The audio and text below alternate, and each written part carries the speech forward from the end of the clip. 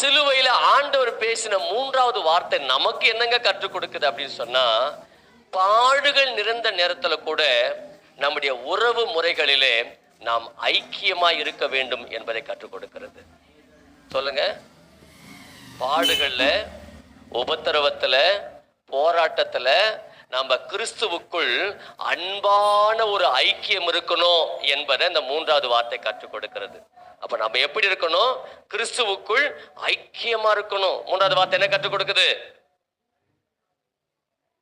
அப்பா, அம்மா, பிள்ளைகள், பெற்றோர், தாத்தா, பாட்டி, அண்ணன், தம்பி, அக்கா, தங்கச்சி, இந்த உறவு முறைகளில எப்படி இருக்க வேண்டுமா?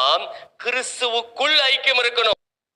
தாய் தகப்பனை கவனிக்காம வயதான காலத்துல முதியோர் இல்லத்துல போய் சேர்த்துட்டு நல்லா அவர் பாட்டு பாடுறது, ஆராதிக்கிறது, சபைக்கு போறது, ஊழியம் செய்யறது கர்த்தர் அங்கீகரிப்பாரா? பெத்த தாய் தகப்பன் அன்பாய் பார்த்து கொள்ளு, அந்த உறவு முறையில சரியாரு. அப்பொழுதுதான் நம் மூலமாக சமுதாயத்திலே இவர்கள் கிறிஸ்தவ குடும்பம் என்கிற அந்த நற்பெயர் உண்டாகும்.